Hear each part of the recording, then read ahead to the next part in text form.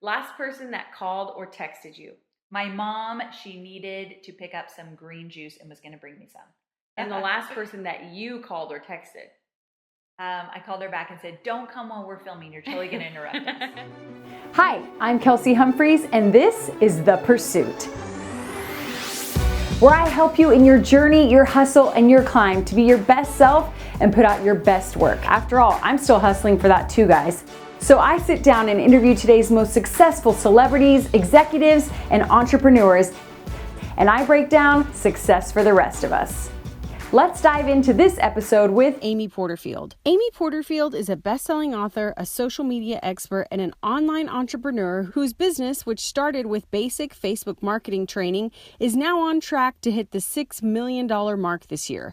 Before launching her social media marketing business, she created content for Harley Davidson and then Tony Robbins. From live events to podcasts to product launches, Porterfield has done it all. I sat down with her in her home in California to talk about how she found so much success. I'm so excited. Thank you for letting us invade your beautiful home here in California. I've followed you forever, so this is such a treat. Well, thanks for having me. I'm so glad you actually came into my home. I didn't even have to travel anywhere. Yeah, well, that's one of the perks, guys, of how I get these people. I'll come to you, whatever I have to do. Sold. You have such an incredible story, but I like to start kind of at the beginning. And I feel like you had really a lot of success before you went out on your own. You worked with Harley Davidson and then Tony Robbins. So maybe go back and talk about actually landing those amazing jobs. You know, I'm always thinking about what I really like to do, and then I have this great audacious idea that, I should go and work for those people. So my dad was a big Harley guy. I was not a biker chick. I always say that because people start to see me in leather like on a bike. That was not me. But my dad was, and I love the nostalgia of Harley and the camaraderie and the tribe that they built. So I thought, I got to go work for them. So I worked for Harley, and I was there during their 100th anniversary. So I got to plan events and do cool things locally for the dealerships. Loved it, but at the time I went to a Tony Robbins event. And so I went to this Tony Robbins event and fell in love with everything. I mean, it's crazy. Have you ever been to a I Tony haven't event? yet, no. Absolutely crazy, insane. So I loved it so much that I thought I got to go after this. So I applied for a job at Tony Robbins, and they came back with a $30,000 offer, and they said I got to travel everything. This was many, many years ago. Yeah. I thought, I can't take $30,000. I had already kind of built up my marketing chops at Harley, and so I thought, I can't do it. So I declined it and thought, my biggest chance ever, I just blew it. And I took another job. I was looking for a corporate job. I took another job, and about 2 weeks into the other job, I got a call that said, okay, we have a better offer for you. Awesome. And I'm so glad I stuck it out because I got to do the most amazing work. I worked with content when I worked with Tony and loved every minute of it. Wow. So let's talk about that. Did you approach them? How was the interview? I mean, how do you get to work with Tony Robbins? Because there's probably some people watching that would love that job. Yes. So because I went to the event, I understood what Tony was all about. And that was super important. Like I didn't just go in there blind. And then I can't remember the book. I wish I could, but I read a book about how to land the interview. And it was like going around trying to find somebody on the inside that you could get your resume to. So somehow or another, I found some other people to get that resume to, and finally got seen and heard. But I also talked about the fact that I had been to an event. This is what I love. So I made it really personal. Yeah. And then when I finally got the interview, I talked a lot about what, of course, I could bring to the table, but I always applied it to the stuff I learned from Tony. So I think that personal connection helped a lot. Yeah, that's great. So then you were running his content team, right? Yes. So you're in charge of the team. So maybe just tell people out there who are small business or solopreneurs trying to get better at their content marketing, what are some things you learned from his giant operation? Oh my gosh, so much. So I think the first thing I took away from that is something he calls EQing. So educate, entertain, and empower. Okay. So every time that man creates content, he is always doing those three things. And so now when I teach how to create content or when I do it for myself, I'm always thinking of those elements truly makes a difference. So he would EQ every experience, which is really cool. Wow. I think another huge thing I took away was this whole idea of being resourceful. And he would teach us, you have to be resourceful, meaning there was never a time that we'd go to the table and say, Tony, we can't do it. Like, you would never do that. Don't say that to Tony. Never, never, ever. And so now inside my own business, I have that same experience where if we're working on something and I want to deliver it in a way or I want to teach it a certain way, my team would never say, oh, Aim, we can't do that. It's not going to work. There's always a way. And that was huge for me. Gotcha. So, I mean, obviously you learned a lot because you've been so successful out on your own, but leaving a job like that, I think has got to take some serious guts. I mean, I can imagine your friends and family and husband just being like, are you sure? Yeah. So tell us about that decision. So there was this pivotal moment when I was still working with Tony where he brought a bunch of internet marketers to the table and they all sat around. I was literally taking notes. I was a fly on the wall. And he brought these people together and they all went around and talked about their online marketing business. Tony was thinking about doing more in the online marketing space and he was just curious. Plus, Tony's great in terms of learning from other people and never has an ego about not thinking he's bigger than them so he can't learn from them. So these guys were sharing about their lifestyle, what they do in business, what their business looks like, the money they're making, and my ears perked up like, what are they talking about? Yeah. So from that minute on, I thought, I have to learn how to become an online marketer. I have no idea what I'm going to do. I turned to one of my girlfriends that worked there and I said, I have no skill that could translate into my own thing, but I want to figure out what that might be. Maybe I'm wrong. So I remember thinking, there's no way I can start my own business. But that moment at that table, I was committed. So at the beginning, like, be honest, how much did it help that you could say you'd worked for Tony Robbins? It was huge. And did you use it? I did. And I'm so glad you asked this because I remember on a podcast, I was mentioning Tony and someone wrote in like, all right, Amy, you've kind of made your way in this. You don't need to mention him anymore. And it kind of stung a little bit. And I thought, oh, wow, I wonder if people think I just mentioned him for the clout. And I really, truly, genuinely don't. Everything I learned to create the business I have today, I say everything, let's say 99% is from Tony. I learned how to be an entrepreneur from him. I learned how to be resourceful. I learned how to create content in a way that entertained, inspired, educated, empowered. All that stuff came from him. And it was a really hard job working in the world of Tony Robbins. And so I kind of learned what I was made of. And if I could do that, I think I could do anything kind of thing. And so I can't help but not talk about Tony because he was the initial teacher in everything I have. And I'm very, very grateful for that. And also I tell people today, go to his events, read his stuff, learn it because it's the real deal. It really does give you what you need. So yes, it helped me. Saying I work for Tony Robbins definitely opened up doors. Mm-hmm. Every time I talk to people, including now, they want to know like, what was that like? What's the experience? Of course. But I also do believe I don't just say his name to give me credit, but also to say like, that's where I learned how to be the entrepreneur I am today. So thanks for asking. When you had to go in and say, I'm quitting, what was that like? It was really tough. It was really tough. I mean, the coolest thing ever is my favorite song is Don't Stop Believin' by Journey. And I play it. I'm so old school. That's embarrassing. Hilarious. Don't tell anyone. Okay. But when I worked with Tony, we would be in the van going to the venue. So he has this new documentary and you see this girl in the car with him. Like that was my role. But what you don't see, and I don't know if they do this, but we would put that song on and he would sing the boy parts and us girls would sing the girl parts. How funny. And we would like belt it out. So why was I going to tell you that? Oh, when I quit. Yeah. So when I quit, it's a really amazing family. You're on the road together all the time. And I don't think I've ever talked about this before where everyone made me a video to say goodbye. I'd been there 6 years. It was awesome. So they all say goodbye. And the last video was Tony and he had the song playing in the background. Wow. And then he said, thanks for everything and we're going to miss you. It was just really sweet. I still have the video. But my point being, he was a number one supporter of me going out on my own because I think he'd never hold anyone back. And it was just so sincere, like, good luck, make it big kind of attitude. And I loved that. But I will tell you, before I got to the day I quit on my corporate job, and this might help someone in corporate right now, I took baby steps. So I was full-time in the office in San Diego. Then I asked, well, can I work from home part-time. I know starting to transition, taking on some clients in the morning and night. So I thought, can I just work from home some of the time? And they said yes. And then I said, can I work from home the whole time? Yeah. And then I said, can I go part-time? So this is over like a year period where I transitioned out because I'm a baby step kind of girl, and that helped immensely. You go out on your own. This is statistically when people fail in the first couple years. So how did you get momentum? How did you stay focused? Tell us about succeeding at the beginning. Okay, so those first 2 years were the hardest years of my life. I thought I would leave corporate and then work maybe 5 hours a day. Like, wouldn't that be amazing? That's the dream. Yes, you know that does not happen when you start your own thing. So I was working more hours than I was working at Tony Robbins, which I never thought was possible. And here I made this huge mistake my first 2 years. I went out on my own and thought, I'm going to create online training programs. That's what I wanted to do. I wanted to teach social media at the time.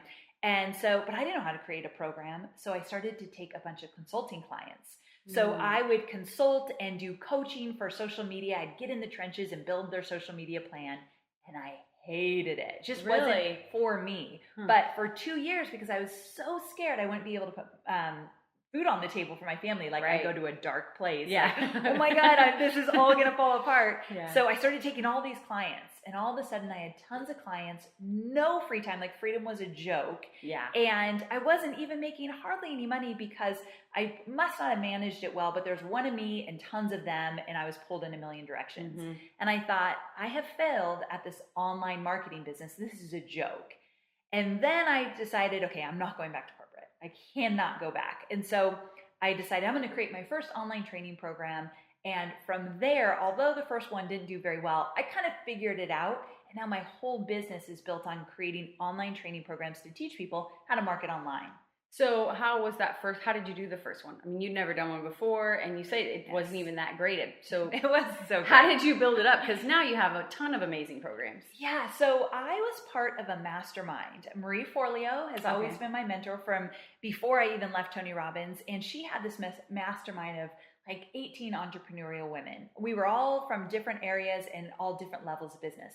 But in that mastermind, I stayed in it for 2 years. I paid a lot of money to be in it, money I did not have at the time. But for 2 years, I was able to pitch and catch with these women and Marie. And so I did learn from them, like, this is how you get it together. I made a million mistakes, but I definitely figured out eventually how to do it. So that first program and the programs I create now look dramatically different. Oh, so tell us some of the things successful or best things and worst things you see people doing who are trying to do online courses. Ooh, that's a good one. So the biggest mistake I see is that people have a passion and they think, this is perfect. I'm going to create a whole program around this, not having any idea what their audience needs and wants. So figuring out your avatar and figuring out your perfect ideal customer, not the sexiest, most fun thing you could do. So if people want to skip it, but if you don't know what they need, want, what keeps them up at night, I learned this from Marie, what keeps them up at night where they're really struggling, you will never hit the mark with that program. And so many people spend so much time creating something that no one's going to buy. That's like the biggest mistake I see. Okay. But one of the kind of success secrets for creating my programs is that when I find out what they need and want, I create the program and then I continue to market it and market it and market it. So I tell my students, a while back, I had a program called the Profit Lab. And I started the Profit Lab, and my first big launch was $30,000, which I thought that I had become a millionaire at that point. Like, that was everything to me. From one launch, that's awesome. Yeah, it was a huge big deal. And I had tried, this was my first successful one. So I had tried things and they didn't work. And then I decided, I'm not going to go on to something else, which a lot of entrepreneurs love to do. So I said, I'm going to stick with this for at least a year. So I launched it again and again and again. And the last time we launched it was almost $1 million launch. And it's because I think I stuck with it. That's like my little secret. You got to stick with something, make it better, make it better. Don't abandon it. If it works a little, it can work a lot down the road. Yeah. Now, at the beginning, you were all Facebook all the time. Yes. Which you still are a lot. It's a lot about Facebook. Yeah. Didn't you get tired of talking about Facebook? Yes. I love that you asked that, because it's something that I probably didn't want to admit in those early days because it was my bread and butter. Right. But I've since actually transitioned. I work Facebook marketing because it's incredibly powerful. I work it into all of my courses because I teach people how to market. However, I've recently retired my Facebook 101 kind of program. So it's funny you're asking this now, because the Facebook 101 program basically put me on the map. Yeah. But when you teach something over and over again, but you start to learn more about yourself and what you love to teach, it's going to change. I always say the business you have now is going to look dramatically different than the business you have in 3 years if you're marketing online and growing it. So I get really burned out with Facebook marketing. Yeah. Well, before we move on to some more business for you, your business, maybe just touch on some Facebook marketing things that people might be doing wrong, or some, secrets of Facebook success. Because although I don't love to just solely teach it anymore, I use Facebook more than any other social platform. So I'm so glad you asked that. I think Facebook is definitely where it's at and where you can get the biggest bang for your buck. So number one, right now what's working is Facebook Live. I mean, working incredibly well. So what's so important with that is that I think consistency with Facebook Live is definitely something you want to do over and over and over again. So jumping on Facebook and just sharing things, like you and I were talking before we went on, that you do those little, what did you call them? Quick pep talks. Quick pep talks. Yeah. And that's what Facebook is perfect for. So Facebook Live, 100%, it's working, and you want to do it on a consistent basis. And another thing that I could never live without is Facebook ads. Yeah. So we run Facebook ads all the time. We're running Facebook ads as we do this now. It's something that I wouldn't be able to grow my list and find my audience if I wasn't using Facebook ads. Let's talk about list building. That's another huge one. Anyone in the online space, maybe some things that, like some tipping points you reached with your list. Because I think people, we trudge on and on just trying to build our list. So when did you see a giant increase?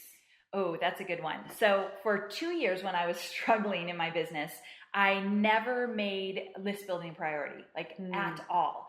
And so then when I launched my first program, I had nobody to launch to, which was so upsetting. I remember there were a lot of tears that first time.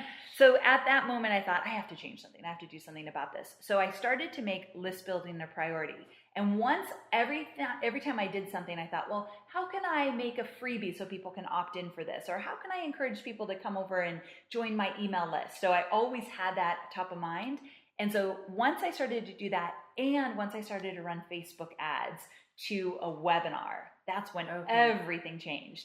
And now I can say, at any time if I want to do a promo, all I need to do is email my list with a really great offer, and there's always an opportunity to make money. So if Facebook goes away, it's never going to go away. But if it goes away, or if Instagram or Twitter stop working for me, I always have my list. And I needed that security. I needed to know that I could make this work no matter all of those outside forces. Yeah, that's really interesting. But I think people think online business, and they think what you said at the beginning, 4 hours a day. Their laptop lifestyle, they're on the beach or whatever. No. So can you tell us what the hustle was like? What was an average day those first few years building your business? It was really, really tough. So the first few years, what would happen is I'd wake up really, really early, earlier than everyone else in the house. And then from there, I would work on any opportunity that came my way. So here's where it was tough in those first 2 years. I said yes to everything because I was so afraid that a great opportunity would go away.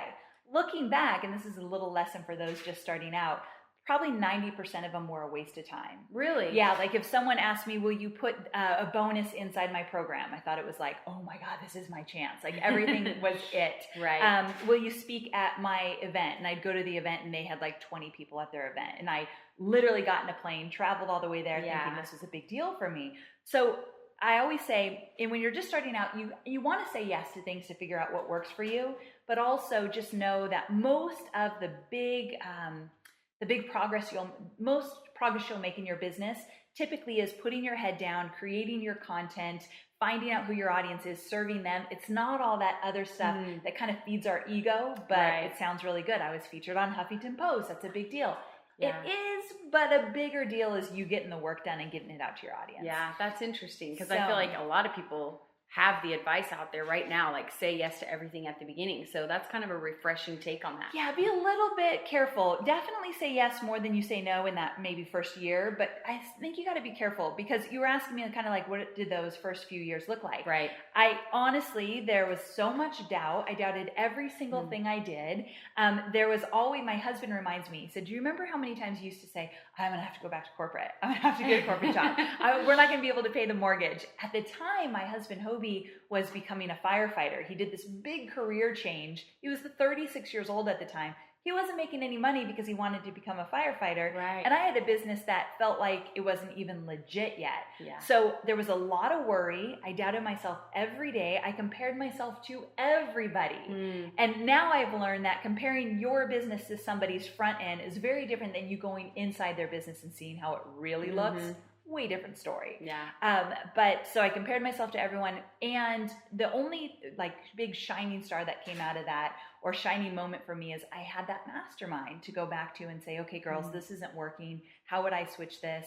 And so many big decisions were made in that mastermind because I think I wasn't alone. Running an online business, you could feel so isolated. Yeah. And I did, but then when I got to show up every quarter for that mastermind, finding my tribe was a really big deal. You mentioned self-doubt. That is so huge. How did you get past it? Let me think about that one. So definitely, I think my two big things. One, I had two people in my life that, or really three people in my life that I would go back to again and again. I had a best girlfriend, I had a really supportive mom, and a really supportive husband. And so when I'd say, I can't do this, I got to go back to corporate, this isn't working, they'd be like, you're crazy. They'd kind of point out, look what you've done, you can continue to do this. So I had cheerleaders in my life. I think we all need a few. You don't need tons, but a few. And I think the second thing is, I wanted desperately to be my own boss. I didn't want somebody telling me what to do or letting their creative ideas control everything I did. I didn't want to be on someone else's clock. So there was this kind of rebel soul in me, like, no more is anybody, whether it be Tony or Harley Davidson or whatever, going to dictate how I spend my time. And I had to get really fierce with that, because those moments of doubt when things weren't working out, I think, okay, maybe I should go back. Yeah. So you kind of walked us through your day back then. What's an average day like for you now? So I still work a lot of hours. So to be totally honest, I still work a lot of hours, especially when I'm creating programs. But when something comes up, like Cade's got a football game, my son, I get to stop everything and do that. So that's the great thing. But now here's how it looks. I spend most of my time creating content. I've built a really small team that will take care of pretty much all the rest. I also, since then, brought on a business partner. So this is something I don't talk about too much, but I have a business partner. His name is Devin Duncan. And he is in my business, like we talk every single day. I'm still the face of the business. I still create all the content. But when it comes to the back end stuff, the techie stuff that I am not good at, I no longer have to worry about it. He's a mastermind strategist when it comes to funnels and campaigns and all that good stuff. So he really is running the ship there, where I get to be at the forefront doing the content. So what brought you to that decision? I feel like that's big. Very like anti, Totally. solopreneur and all that online freedom and everything. So what got you to that? So I'll tell you first, when I was in a mastermind with Devin. So masterminds, I guess, looking back, have been a big thing for me. Yeah. But I was in a mastermind with Devin, and we started talking, and he had amazing success with Facebook ads. And I said, well, what if you help me market my Facebook program on Facebook? That would be pretty amazing. Yeah. And I said, I'll give you a huge cut of it. And he came back the next day and said, let's talk about a bigger cut. Let's talk about a different kind of, he wanted something more substantial. So we talked about it. And to be honest with you, my first thought was, this means I'm going to sell out. This means that I'm losing control of my business. And now what if I have to answer to somebody? So all those fears of going back to corporate started to flood in. Yeah. And then I thought, what if I lose control of my business and this partnership doesn't work? Then I've lost everything. So all of this kind of flooded to me. But then I thought, what if I could make a huge impact, because I could stay in my genius, what I do best. All of us have that. What if I could just focus on that and let someone I trust, and I trusted Devin very much, what if he could run the show on the stuff that I'm not so good at? And so then when I started to think about the impact I could make for people, the enjoyment, I had created a business I didn't love before that. So I knew what that felt like. And I wanted more time off. I did want more time with my family and to do things that weren't work related. So all of that, I kind of did my pros and cons list, and I thought, this is something, I kind of listened to my gut. I was still totally afraid, but I thought, I know this voice inside me is saying, this is an opportunity you have to check out. And I did it, and thank God it's been amazingly successful. Like the success I have today, I don't think I would have had on my own. I could have always held my own, but it's taken things to a whole How new long level. ago was that? 2 years ago. So what about, how did that change? Like, what's the growth been in that 2 years? Oh my gosh, amazing. So I had just almost hit $1 million business before Devin. So I knew, like, if it didn't work out in the partnership, I would be fine. Yeah. So I knew that. But then when he came on, this year we're on track to hit a $6 million business. Wow. So Congratulations. Thank you. And he's been a huge part of that. So go back to telling us what your day's like today. Okay. So my day, I do something called Tiger Time. So Tiger Time is in the morning, because I'm best in the mornings. I block out 3 or 4 hours just for content creation. And that might mean record a podcast, work on a webinar, interview somebody for a podcast, or something like this. This could be Tiger Time in the sense that I'm creating content in one way or another. Mm-hmm. And so I always have to have that Tiger Time, meaning I'm fierce about nobody can touch it, no meetings, nothing, because my success is in the content I create. That's where I can offer more value to my audience. And so that's every morning. Typically for me, it's 8 to noon. Mm-hmm. And then I have started to make time for lunch. What a concept, right? So on my calendar, an hour, it says lunch. So that's pretty cool. And then from there, the rest of the afternoon, I meet with my team. I work on some, the kind of stuff in your business that it's not your favorite stuff to work on, but the stuff you got to get done. So I do a lot of that in the afternoon when I'm not at my best, because I don't need to be. But it's every morning, 8 to noon, Tiger Time. Gotcha. Let's talk a little bit about team, because you mentioned your team and now you have a partner, and maybe your advice for starting to hire and build that team. So I've always said I love to have a small but mighty team. I never want a team of 20 people full time. I guess I just don't want the stress of having to manage a bunch of people, because in my corporate world, that's what I did. Yeah. I managed teams. And so I have a small team. I have 2 full-time employees. One's a project manager. One's a community manager / marketing coordinator. And she works on my podcast a lot. And then I have an amazing assistant who's been with me for a few years, and she's 20 hours a week. So I don't get her full time, but she manages herself well enough that I don't need it. And then I have contractors. So I have one more support person part-time, but then I have contractors for programming, design, tech stuff. So it's a really small team, but I keep going back to the people I love, and I hopefully treat them well, that they're always make themselves available. Awesome. Okay, so now looking back over this amazing journey you have, what would you say has been the best part and the worst part? Ooh, the best part. Let's think. It really does come down to, this is mine. This is something that is all mine. It's my baby. I get to decide what I do with it, how I pivot, which I did, as you know, 2 years into the business, where we're going. So although it's a lot of pressure, it also is my decision. I have a business partner, but I still feel like the direction of the content is mine. And I love that. So that often feels like the sky's the limit, which is really exciting. A great feeling. Again, how my business looked then and how it looks now, dramatically different. It might look so different in 10 years, and that's a great thing. So I love that. Probably the worst part about it is that I often feel guilt about how much I spend time in my business versus my family. And to be really honest with that, I love spending time in my business. So when that means that at 5 o'clock I need to shut down to run to a football game, I love to be at that football game, but there's still that part of me that wants to check my phone and get on a quick call. And there's been moments along this journey where I remember Cade, he's my stepson, and what he said to me one time, he said, well, at the baseball practice, you were on your computer the whole time. And I wanted to die. Oh, yeah. I thought, he's not watching me. He's on the field. We've all done it. We've all been there. And they see everything. And I forgot that. So I do try to be present, but I will tell you honestly, as much as I love my family, it is hard for me sometimes to be present and not thinking about work, because I run the show. And so if I'm not involved, I feel disconnected from what's going on. So do you have any tips for doing a better job of work-life balance? Yeah. So a few things. One, this is kind of on a personal level, but I make sure that the personal stuff that doesn't really need me to handle it gets handled. So this is kind of indulgent. I've never talked about this before. I love it. But I know. Recently, we hired a personal chef in our family. It's kind of crazy. I was embarrassed to tell people. I don't think that's crazy. That is on my list of things I will have. No judgment. I don't cook well, so okay. I'm terrible. And I want to be healthier. I want to make sure that, we need the energy and the mindset to be able to run this business. And I was feeling run down, and I just knew Food's not my specialty. Yeah. I hate grocery shopping and I hate cooking. Preach. My poor mother, she loves to cook. She hates me saying that. Okay, so we hired a personal chef, and she comes Monday through Thursday. Her name is Laura, and she's a whole food chef, so she's a beautiful cook and healthy.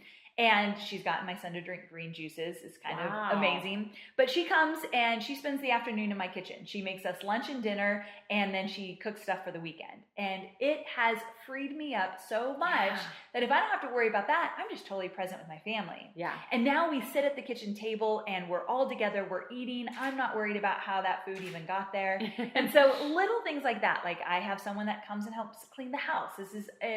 I haven't always lived in this big house. And so when we moved in, I'm like, whoa, this is overwhelming. So we got someone to do that. I'd rather be working than cleaning the house. Mm-hmm. And I'm better in that sense anyway. But also, if the house is clean, when I have time off, my husband's not like, please stop cleaning and come, sit down with us. There's nothing like that.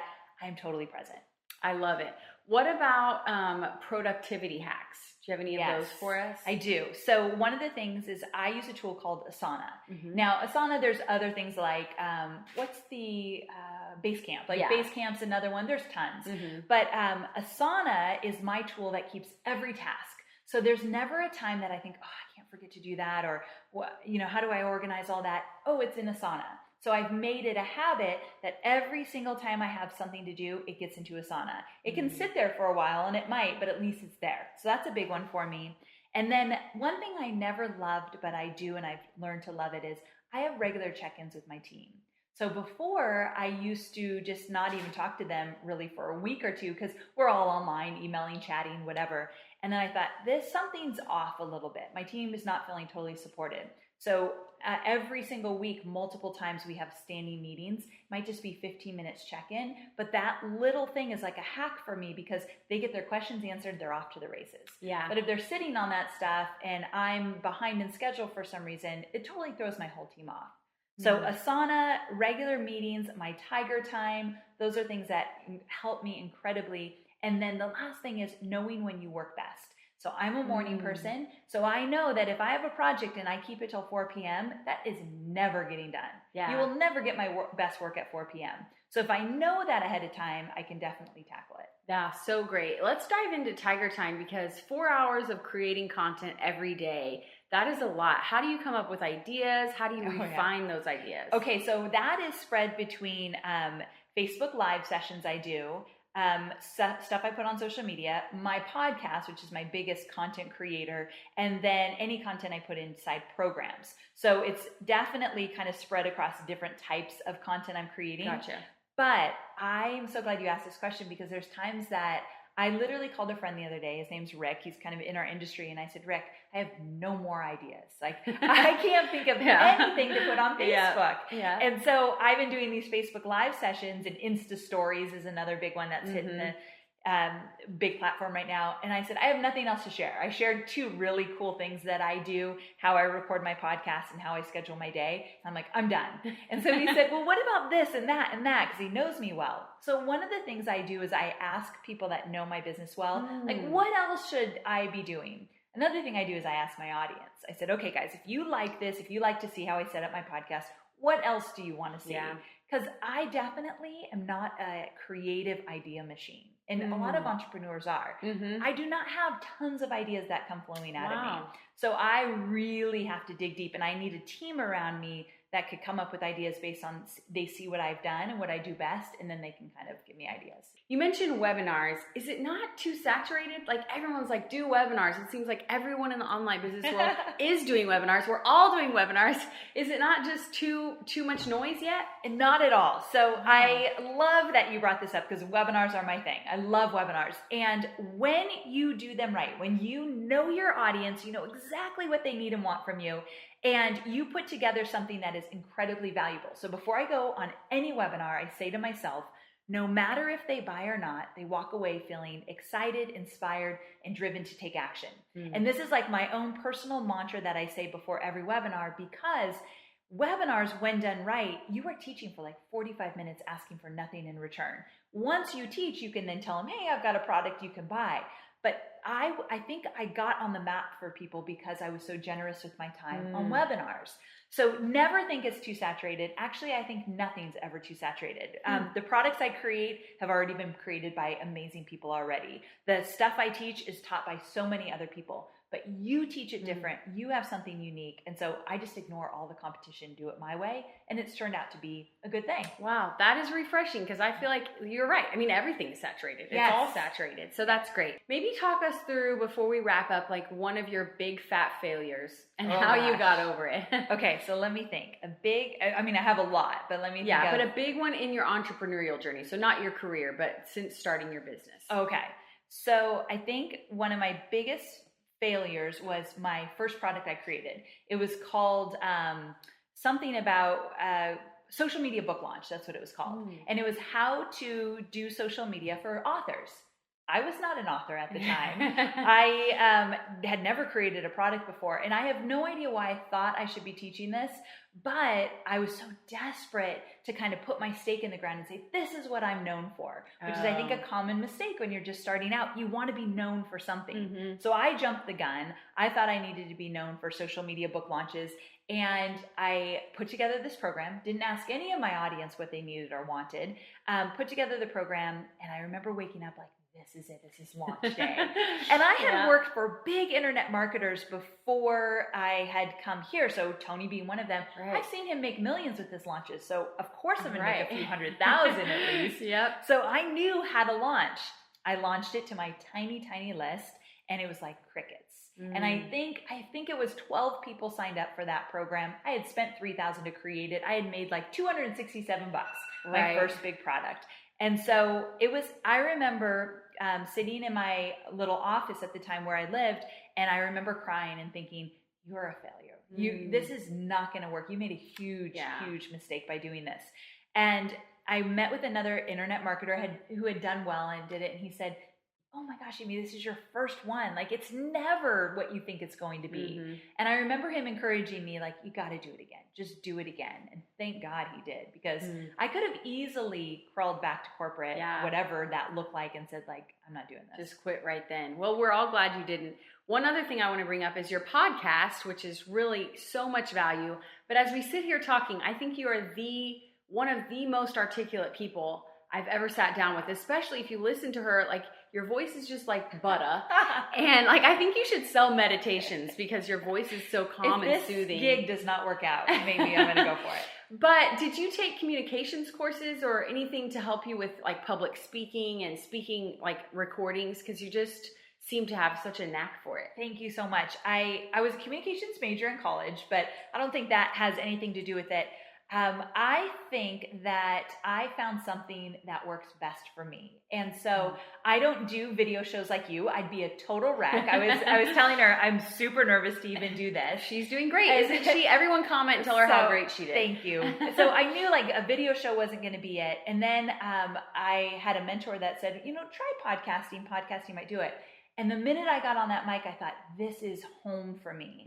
And I think that when you find your thing, you're just automatically going to shine. And podcasting was it for me. But also, if you give me a topic I don't know much about, you're going to hear the ums come out. And I'm not always so polished, but when I know my stuff and I'm on the mic for a podcast, it just starts to flow out. But it's interesting how you got to find that thing and just stick with it. Yeah, and a good lesson on talking about what you know. If you don't know about it, then don't go there. So if you were to just sit down, a lot of people want to pick your brain and sit and have coffee with you. What's your number one piece of advice for those, maybe an aspiring entrepreneur or someone who's just starting out? Okay, so that's funny you ask this because I've been thinking about this a lot. I have friends that come to me and say, can I sit down with you for a few hours and you can teach me how to start a business? And at first, just between you and me, I'm a little offended. Like, you think 2 or 3 hours is going to really do it, but they're naive. They don't know any better. So, it is what it is. But anyway, I think that the message I want to get to them and anybody just starting out is it is really tough. Like, it is so much work. And I hate the word hustle because I feel like when you hustle, it's not the best feeling, like you're just kind of almost killing yourself. In my head, that's what I think. Yeah. However, It is a lot of hustle in the beginning, and it does look so different then than it will look later, but you have to stay in that. There's no quick fix. You can't grow your email list super, super fast. Your first webinar is not going to make you millions. And if you stay with that uncomfortable feeling long enough, like every day in those first 2 years, I was uncomfortable. And I learned that from Tony. If you're not uncomfortable every day, you're probably doing something too safe that you got to break out of that. So know that it's going to be hard. Know that the hustle is real in those beginning years, and know that it does click. I remember like it was yesterday when that first launch worked for me, and I thought, now I get it. This is where I'm supposed to be. But so uncomfortable up until that point. That is just such great advice, Amy. Thank you so much for letting us come do this today. We will be right back after this with Fast Facts. Man, there is so much we can learn from that interview, but here are my keys to success from my interview with Amy Porterfield. Number 1, get top-notch experience. Right after college, Porterfield decided she wanted to work for the best and for brands that she loved, like Harley Davidson and then Tony Robbins. And while she was there, she absorbed as much as she could. Number 2, invest in yourself. Porterfield explained that she joined mastermind groups and paid mentorship programs before she could really afford them. And even back before that, as an employee, she invested time and energy into finding the right contacts in order to get her dream jobs. And then even when she was offered a dream job at Tony Robbins, she turned it down because she knew that the offer didn't match what she was worth. These are examples of believing in, betting on, and investing in yourself. Number 3, learn where you are. Like I said, she absorbed as much as she could during her time as an employee, especially when working for Tony Robbins, which she credits as a huge part to her key to success today. Keep a student mindset and you'll be able to adapt and grow throughout your career and later throughout the changes in the marketplace. Number 4, put in the hours. We laughed when we talked about how she anticipated having a laptop lifestyle where she would only work a few hours per day. And I admit that's kind of what I thought about entrepreneurship too. You have to put in the hours. Even now, she puts in many, many hours a day, saying that the advantage to entrepreneurship is not working less hours, but having the flexibility and being in charge of your own schedule. She also says that the most progress you're going to see in your business is putting in the work, not getting media exposure or doing partnerships or guest posts, but putting in the hours and putting out content for your ideal audience. Number 5, stick with it. This is a tactic that Porterfield says might be her secret sauce. The fact that many entrepreneurs have tons of ideas and so they move from one product to the next, especially if the first launch doesn't go perfectly. Instead, she kept relaunching the same product for over a year and saw improved results each time. Number 6, make time for what matters. Like many successful people I interview, she uses time blocking on her calendar, and she blocks off time for the things that are most important. For example, creating content 4 hours a day in the morning when she works best. She also makes time for team meetings multiple times throughout the week, even though all of her employees are virtual. And then blocking off time and hiring help have allowed her to outsource personal things like grocery shopping, cooking, and cleaning so that she can be present with her family when it matters most. Lastly, find support systems. One of the most refreshing things about my conversation with her was how open and honest she was about feeling filled with doubt and worried things wouldn't work and worried about bringing on a partner and worried about her products and thinking she'd have to go back to corporate life. She said the key to getting through all of that self-doubt was community. She has a friend, her mom, her husband who will remind her what she's accomplished. And then she has paid mastermind groups, which is where she found her business partner, that have helped her make decisions and encouraged her along the way. She says that running an online business can make you feel so isolated, so you have to find support and find your own community. We are back. We're going to play Fast Facts. Amy, are you ready? I think so. Okay, just answer as quickly as you can. Chocolate or vanilla? Chocolate. Scrabble or charades? Charades. What is the wallpaper on your phone? Gus, my Cocker Spaniel. What is the last thing you Googled? Ooh, something with the Olympics. Oh, well, that makes sense. Yeah. Most recent book you read? Girl on a Train. So good. Okay, all-time favorite book? Okay, pass. I don't know. I can't think. I get so nervous during these times. Like, oh my gosh, she's gonna ask me questions I don't know. Okay, let's go back to easy stuff. One word you're guilty of saying too often. Okay, so sometimes I say bad words, but we'll pretend I don't. And I do use the word amazing too much. Okay, I use that one a lot too. Last person that called or texted you. My mom, she needed to pick up some green juice and was gonna bring me some. And the last person that you called or texted. I called her back and said, don't come while we're filming, you're totally gonna interrupt us. What was the last awkward situation you were in? Ooh, that's a good one. I was in Starbucks and I wanted to pay for someone behind me, and you know that's always a nice thing to do, and they were so weirded out by it that I wanted to take my money and run. It didn't turn out as planned. That's so funny, so just as a fail. It kind of backfired. Last vacation you took? Cabo with my husband, best vacation ever. Hobby of yours? Do you have a hobby? I don't really have any hobbies. Yeah, a lot of people I ask don't have hobbies. Well, you're a singer. I don't sing anymore though. No, I don't really have hobbies either. Coffee or tea? Coffee. Early bird or night owl? Totally early bird. Winter or summer? Winter for sure. Wine or beer? Wine. Pancakes or waffle? Ooh, pancakes. Guilty pleasure television show? Real Housewives of New York. Oh, interesting. Favorite snack? Popcorn. Favorite cereal? When I was a little, Captain Crunch. That's a good one. What is your favorite music right now? What's your jam? I always have listened to country. Country. Always. Yeah. Biggest pet peeve? When people are late. What would your husband say is his biggest pet peeve of yours? Ooh, like about me?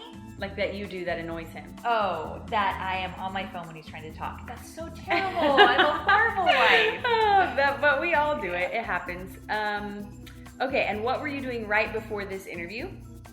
Insta stories. I'm kind of addicted to them now. Oh, and what are you going to do right after this story? I am going to eat something. I didn't eat breakfast and I'm starving. Oh, wow. Okay, well, we'll wrap up. Tell us, what's your next pursuit? What's the next big thing you have coming up? The next big thing is we're going to relaunch a webinar program. And so I launched this webinar program, but like I said, we like to keep with the same thing. So we're going to see what a relaunch looks like. I'm excited. Awesome. And where's the best place for people to find you? AmyPorterfield.com? Yes, AmyPorterfield.com. Okay. Definitely check her out. So much wisdom and great things that you told us today. I'm just so thankful that we could come to your amazing home and do this. So everyone definitely go check out all of her content. Thank you so much for watching. I'm Kelsey Humphreys here with Amy Porterfield, and this has been The Pursuit.